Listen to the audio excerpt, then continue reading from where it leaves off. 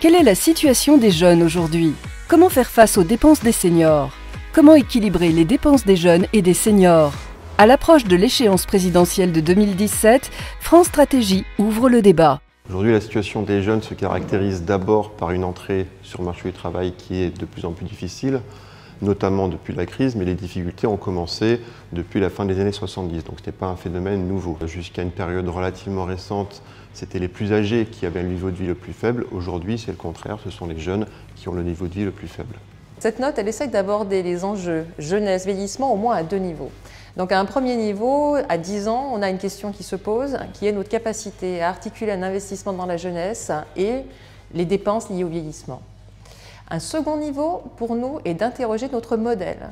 Est-ce que notre modèle reflète des choix collectifs, explicites, implicites, qui tendent à défavoriser les jeunes et peut-être à mieux protéger les plus âgés? La principale raison pour laquelle les dépenses à l'égard des plus âgés sont plus importantes est simplement liée au fait que les plus âgés sont plus nombreux. La situation des seniors à 10 ans est également susceptible d'évoluer.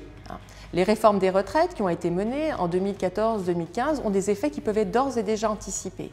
Les chiffres dont nous disposons nous disent qu'après 2025, le niveau relatif de vie des retraités devrait commencer à baisser. Si les évolutions qu'on a décrites dans cette note font relatif consensus, en revanche, les causes de ces évolutions font davantage débat. Ce dont on a envie de débattre avec la société civile, avec les experts, avec les syndicats, c'est ce rééquilibrage. Qu'est-ce qu'on entend par ce rééquilibrage? Savoir si on agit prioritairement sur les marchés, marché du travail, marché du logement, ou bien si on agit prioritairement sur les dépenses publiques, et notamment les dépenses de protection sociale, en tentant de les réorienter vers les plus jeunes.